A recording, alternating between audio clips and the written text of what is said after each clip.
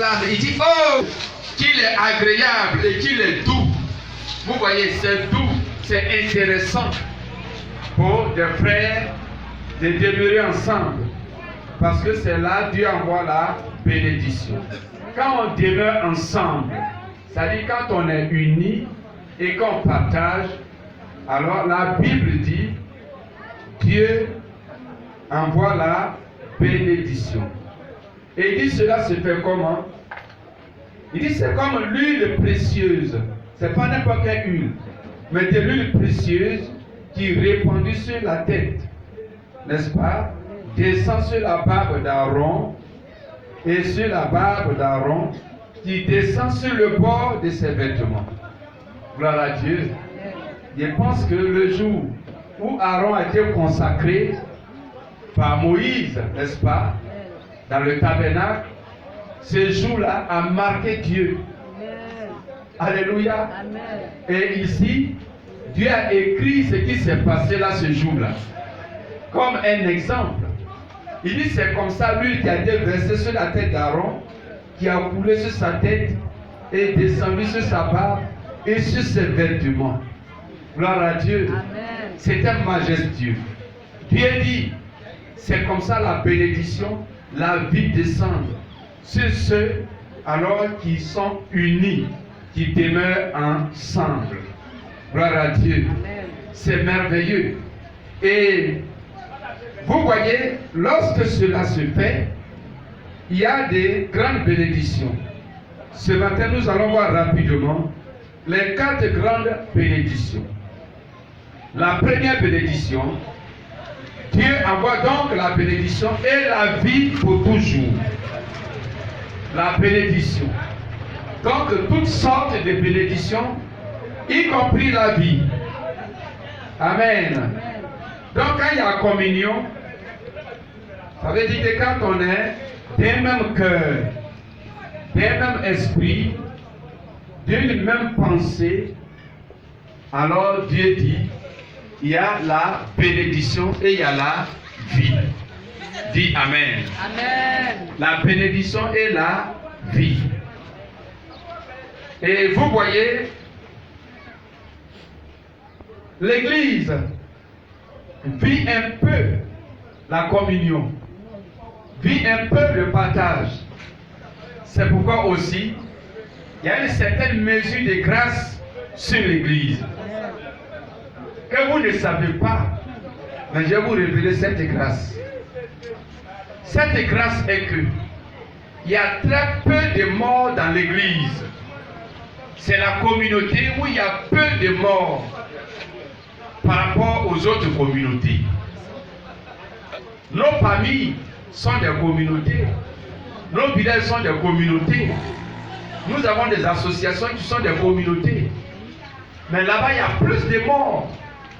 Toi, mais regarde ton village. Chaque semaine, on dit telle personne est morte, non? C'est vrai, non? Amen. Voilà la réalité. Mais dans l'église, la mort est rare. L'église peut vivre 1 an sans mort, sans qu'il y ait de mort. Ou alors une seule personne meurt, ou seulement 2 personnes meurent. Seulement. Par contre, un village, aujourd'hui, ne peut pas passer même 1 mois sans qu'il n'y ait de mort. Est-ce qu'on est d'accord? N'est-ce pas? Chacun a un village. Gloire à Dieu. Amen. Même les associations et autres, il y a la mort. Mais il y a une grâce dans l'église à cause de la petite mesure de communion.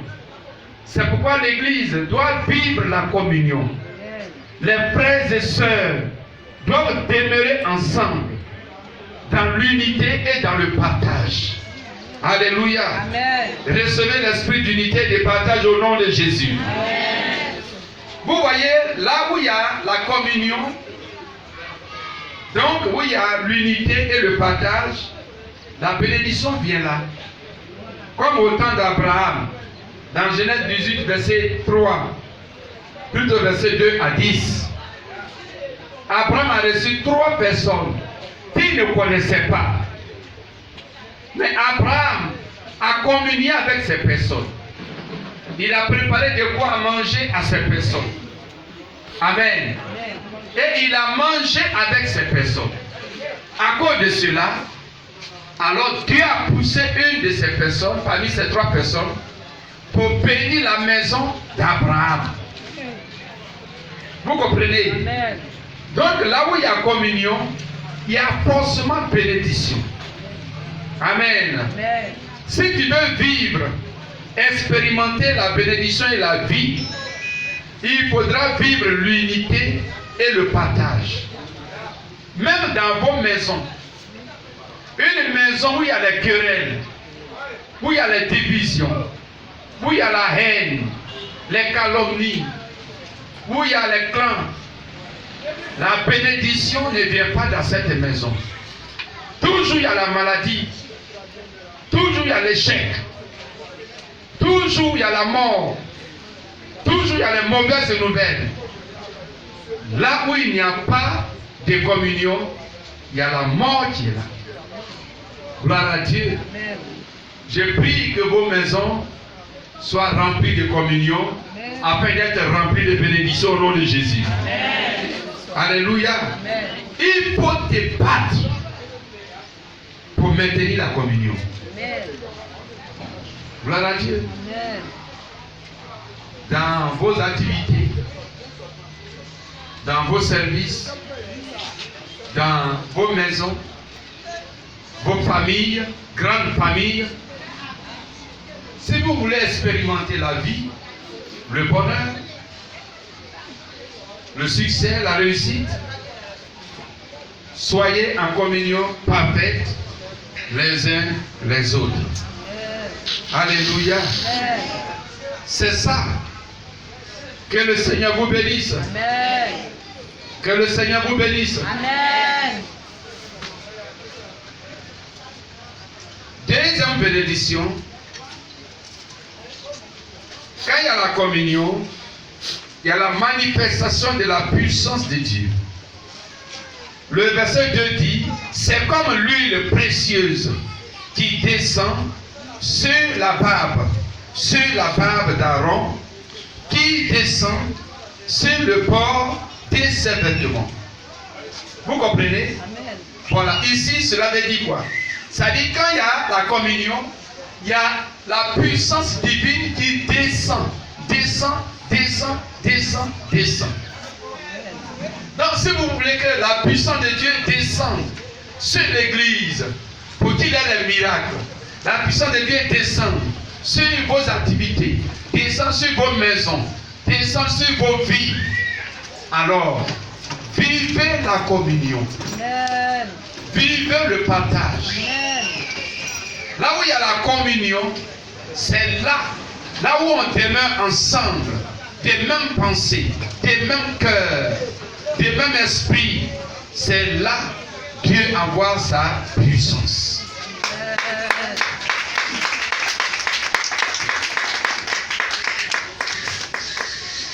Il y a des gens qui prient, qui gênent dans la division, dans la haine, dans les calomnies.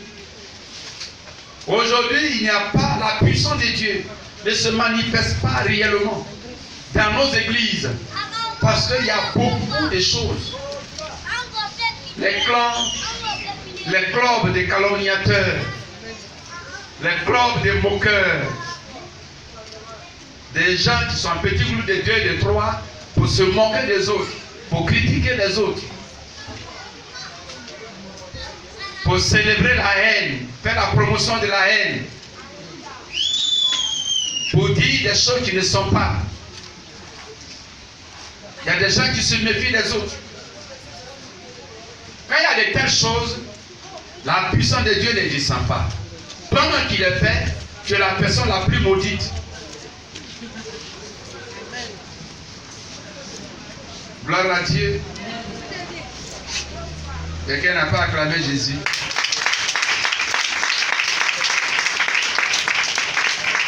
Dans Acte 2, versets 1 à 4, la puissance de Dieu est descendue quand ils ont prié, parce que dans Acte 1, verset 14, la Bible dit c'est d'un commun accord que les apôtres, les 120, se sont réunis pour prier. Donc là où il y a le commun, alors c'est là la puissance de Dieu descend. Amen. Quand ils étaient avec Jésus, les disciples, la puissance de Dieu n'est pas descendue sur eux. Parce que pendant que Jésus priait, et il dormait. Donc il n'y avait pas de commun accord. Tu n'as pas dit Amen. Oh. Amen. Il n'y avait pas de commun accord. Amen. Amen. Jésus priait et il ronflait. Chacun se disait en lui, il n'a qu'à finir de prier, on a parti pour manger. Tandis il dormait. Quand le Seigneur finit, il dit, vous n'aimez pas prier même 1 heure du temps. Vous êtes assoupi. Il les prend, puis ils vont. Il fait la table et puis il leur donne à manger. Et puis ils sont contents. Notre maître est bon. Ils n'ont pas expérimenté la puissance au temps de Jésus. Mais à cause de ce que dans Acte 1, verset 14, la Bible dit ils se sont accordés. Missionnaires, si nous pouvons nous accorder ici, malgré nos différends, malgré nos raisonnements, malgré nos faiblesses, si nous pouvons nous accorder, le Saint-Esprit descendra sur nous. Amen. Les bénédictions de Dieu dans les lieux célestes descendront sur nous. Amen. Je déclare ce matin que l'esprit de communion te visite et te remplit au nom de Jésus. S'il y a la communion dans vos maisons, si toi femme, toi homme, tu t'attends avec ceux qui vivent avec toi dans ta maison, vous vous accordez, même s'il y a des différends, des incompréhensions, mais battez-vous pour vous attendre. S'il y a la communion, la puissance de Dieu descendra sur vous. Amen. Et s'il y a des inconvertis dans la maison, la puissance de Dieu descendra dans leur cœur et les amènera à la lumière au nom de Jésus. Amen. S'il y a la sorcellerie dans la maison, la sorcellerie sera dévoilée. Mais quand il n'y a pas de communion, mais tout le monde est sorcier. Dis Amen. Oh. Amen. Sorcellerie, Amen, c'est quoi? C'est penser mal de l'autre. Amen. Amen. Amen. C'est penser mal de l'autre. Et quand tu penses mal de l'autre, tu es sorcier. Amen. Et quand lui aussi constate que tu penses mal de lui, alors lui aussi devient sorcier. Et chacun est sorcier. Amen. Et maintenant on fait les mauvais rêves. Parce que quand tu penses mal de quelqu'un, tu vas faire un mauvais rêve sur lui. Tu vas voir qu'un rêve, il a un gros couteau à main et puis il veut te piquer.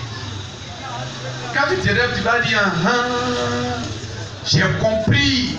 Donc c'est vraiment ce que je pensais là. Mais toi-même, c'est parce que tu es le premier sorcier. Donc lui, il vient maintenant pour te tuer. Amen. Voilà. Sorcellerie contre sorcellerie. Amen. Amen. Si nous voulons voir la gloire de Dieu, la puissance de Dieu, des miracles extraordinaires, il faut la communion. Amen. Alléluia. Amen. Il faut la communion. La communion. La communion. La communion. Que le Seigneur vous bénisse. Amen. On peut avancer. Troisième bénédiction. Il y a la croissance. Amen. La croissance sans limite. Dans la croissance des progrès en progrès. Vous voyez le verset 3. Il dit c'est comme la rosée d'Hermon qui descend sur les montagnes de Sion, car c'est là que l'Éternel envoie la bénédiction, la vie. Il dit pour l'éternité. Amen. Donc il dit donc la bénédiction continue, demeure pour l'éternité, pour toujours. La vie demeure pour toujours. Amen. Donc quand il y a la communion, il n'y a pas d'arrêt. Amen. Amen. Mais la bénédiction continue et ne s'arrête pas. Amen. Quand le diable veut détruire des familles, sa stratégie, il introduit la division. Amen. Amen. Quand la division rentre dans la maison ou dans la famille ou dans l'église, la destruction s'est installée. Alléluia. Toi qui es gonflé à bloc là, pour en découdre, pour finir avec ton frère, pour finir avec ta soeur. Parce que toi tu as raison. Et dans la famille, tu cherches des supporters. Ça devient match à 5 Africa. Hein? Hey. Ta bataille là, tu vas la gagner. Mais tu auras une victoire de ruines. Il y a des victoires qui sont les victoires de ruines. Judas a remporté la victoire contre Jésus. Sa victoire c'était quoi? Il a eu les 6 pièces d'argent et il a livré Jésus. Quand il a reçu cet argent, il s'est réjoui parce qu'il a eu la victoire. Mais cette victoire lui a coûté sa destruction. Amen. Je prie que tu ne sois pas détruit au nom de Jésus. Amen. Les victoires que tu peux avoir dans la division, dans la haine, dans les querelles, dans les conflits, ces victoires ne vont jamais te profiter. Amen. Alléluia. Amen. Tu auras bel et bien la victoire, mais cela ne te profitera pas. Toi, tu montes tes cousins, tes cousines contre tes frères. Tu veux gonfler derrière toi. Là, quand vous êtes nombreux là, vos voix vont porter plus. Ta voix portera bien plus. Tu auras raison. Mais la suite sera très amère. Gloire à Dieu. Amen. Parce que quand vous aurez fini de détruire les autres, entre vous-même là, vous allez vous détruire. Acclame-moi Jésus. Jésus.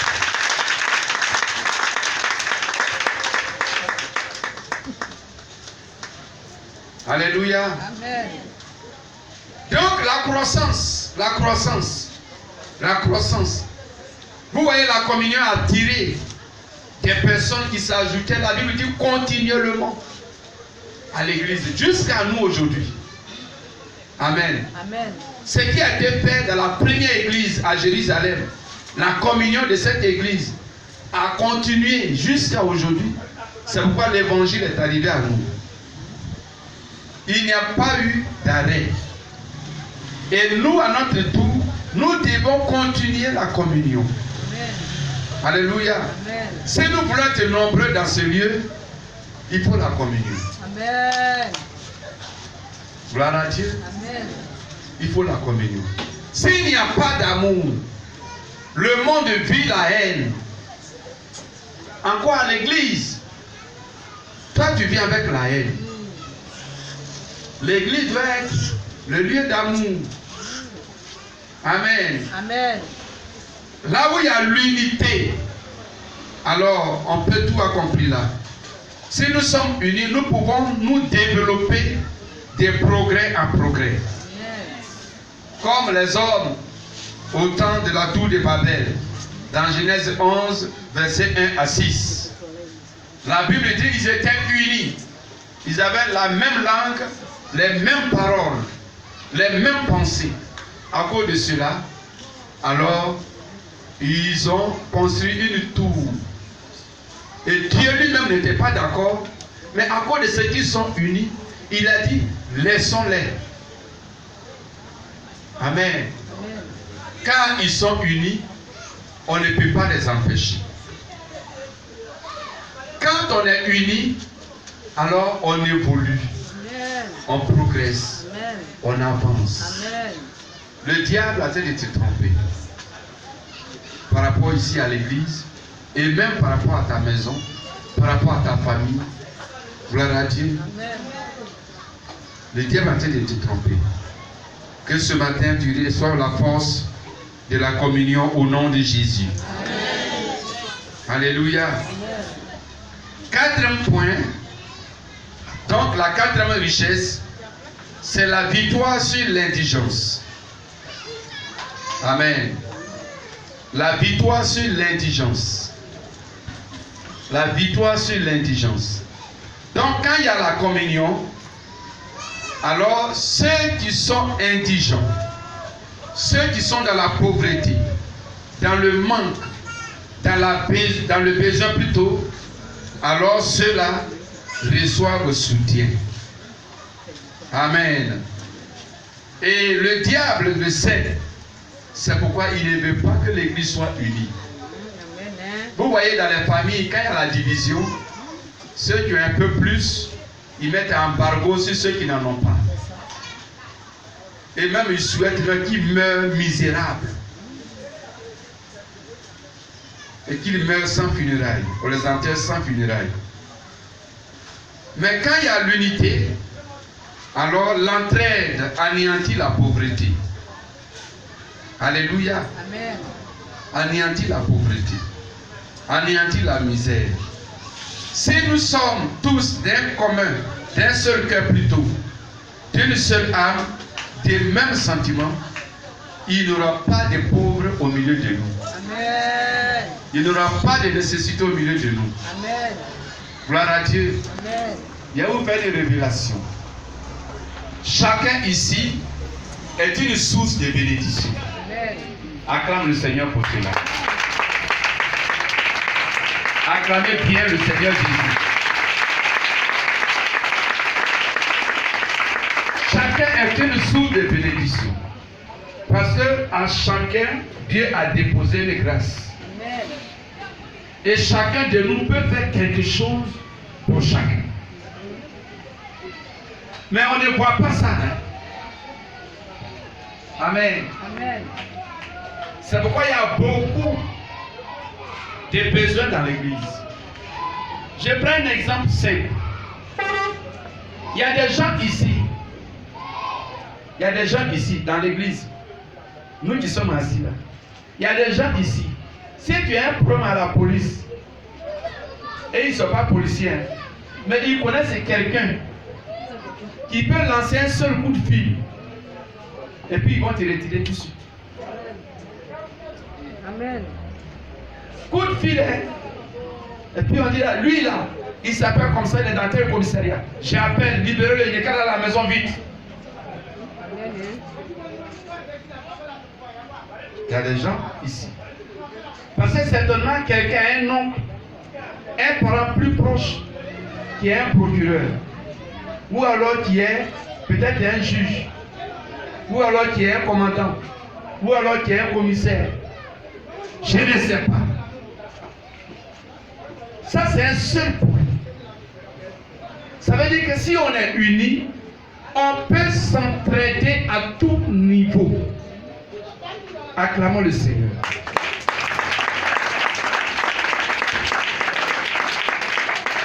Il y a des gens, ils n'ont pas d'argent, mais ils ont quelque chose. Ils ont une relation. Ils ont une connaissance. Ou alors ils ont un matériel. Gloire à Dieu. Amen. Si on est unis, alors on peut répondre à nos besoins et satisfaire chacun. Amen. Sans grand effort. Alléluia. Amen. Recevez encore l'esprit d'unité. Dans le nom de Jésus. Dans l'église, tous les sujets Je ne vais pas être des sujets de prière. Mais c'est l'égoïsme, la solitude. Il y a des gens qui sont dans leur coin. Quand on dit Amen, on a fini le culte, c'est fini, ni connu ni vu. Jusqu'à dimanche prochain. Gloire à Dieu. Amen. Ça là, tu te tues toi-même. Tu te tues, tu te fais du mal. Personne ne doit s'autosuffire dans la vie. Même les plus grands ont besoin des plus petits. Oui, amen. Les plus grands de ce monde, les présidents, les ambassadeurs, les rois, les grands chefs, ils ont besoin des gens. Toi, tu es comment? Amen. Amen. Et tu banalises la communion fraternelle. Mais tu as plus de passion pour la communion parentale, familiale, biologique. Pourquoi tu fais ça? Les richesses sont à l'église. Amen. Amen. J'ai connu beaucoup de chrétiens qui donnent du travail facilement à leurs cousins, à leurs neveux, à leurs nièces, à leurs frères, à leurs soeurs. C'est pas mauvais. Mais fais le plus pour tes frères en Christ. Amen. Si tu peux le faire pour les parents biologiques, fais le plus pour les parents spirituels. Amen. Parce que Jésus a dit, mes frères, mes soeurs, sont ceux qui écoutent la parole de Dieu avec moi et qui font la volonté de mon Père.